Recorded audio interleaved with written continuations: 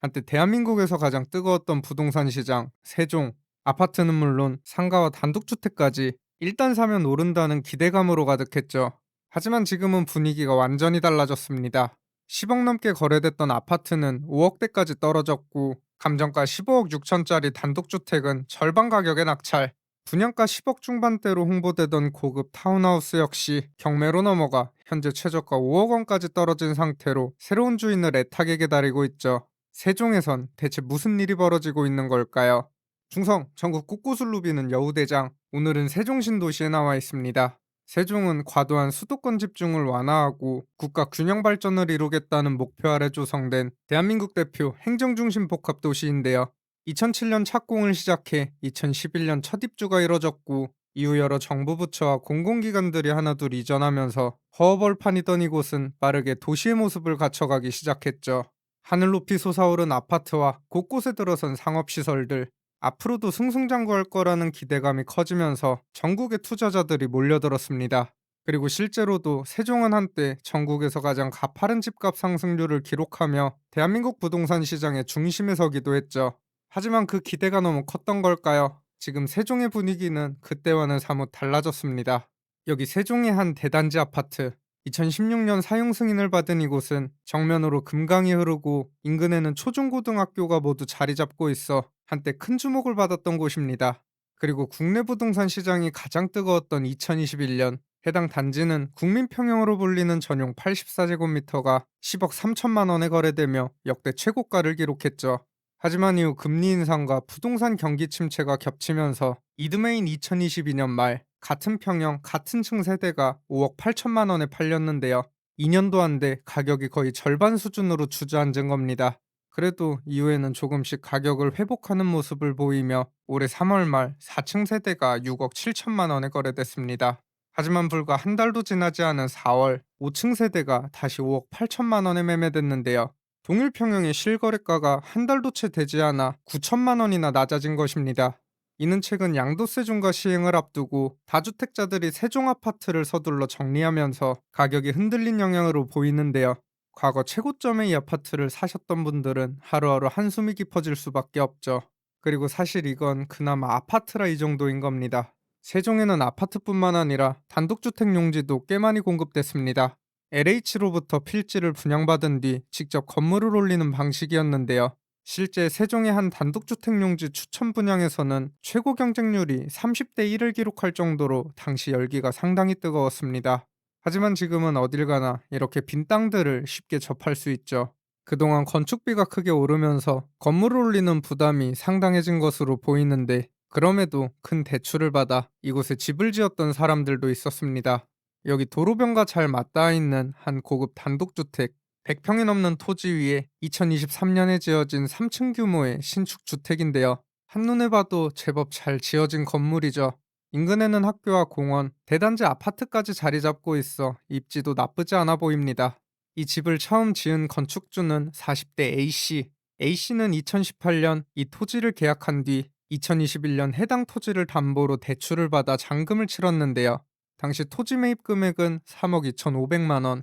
그리고 이듬해인 2022년 본격적으로 신축 공사에 들어가게 됩니다.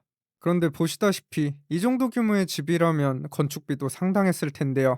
그래서인지 공사가 진행될수록 대출 규모도 점점 커졌습니다. 그러던 2023년 우여곡절 끝에 건물이 완공됐고, 이후 채권 최고액 10억 2천만 원의 근저당권이 설정됩니다.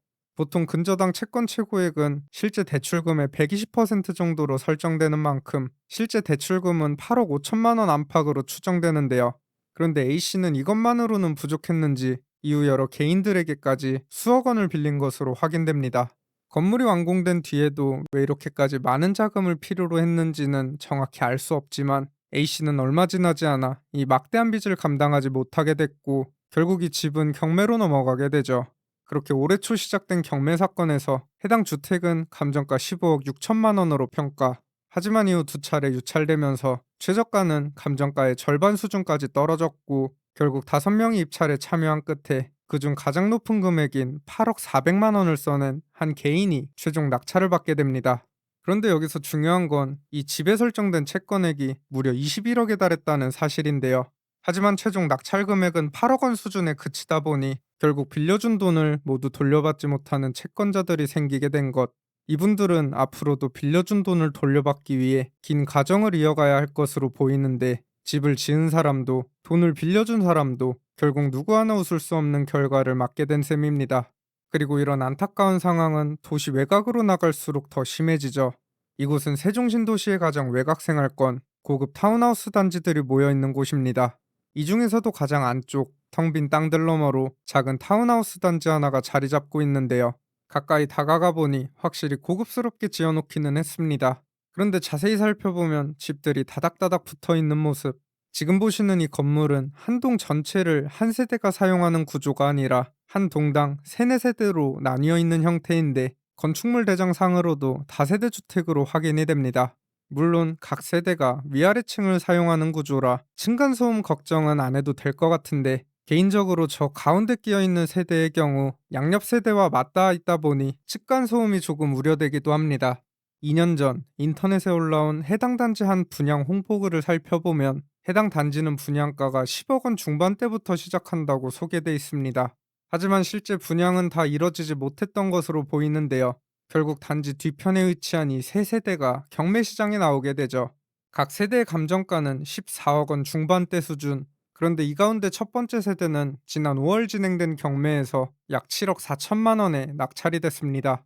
이제 남은 건 이 옆에 두 세대뿐인데, 여기는 현재 최저가 5억 원까지 떨어진 상태입니다.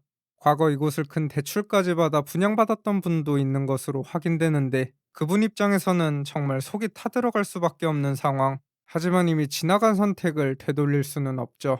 그리고 사실 집값도 집값이지만 현재 세종의 가장 큰 문제는 바로 이 수많은 공실상가들이라고 할 수 있습니다.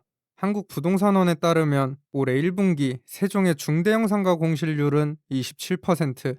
이는 전국에서 가장 높은 수치인데요. 실제로 세종 어딜 가나 이렇게 텅 빈 상가 건물을 어렵지 않게 마주칠 수 있고, 심지어 일부 건물은 상가의 90% 가까이가 비어 있을 정도죠. 과거 한 사례를 살펴보면 정부 세종청사 맞은편 감정가 8억 4천만 원짜리 1층 상가가 경매로 나와 최저가가 1억 4천만 원대까지 떨어졌지만 끝내 아무도 입찰하지 않으면서 결국 경매 자체가 취하되는 일도 있었습니다. 마이너스 83% 폭락한 금액에도 외면받는 것이죠. 세종에는 이미 천문학적인 예산이 투입됐고 수많은 공공기관이 자리 잡은 만큼 반드시 살아나야 할 도시라고 생각하는데, 앞으로 국회 세종의사당과 대통령 세종집무실 건립도 추진되고 있는 만큼 지금보다 상황이 더 나아지기를 바라는 마음입니다.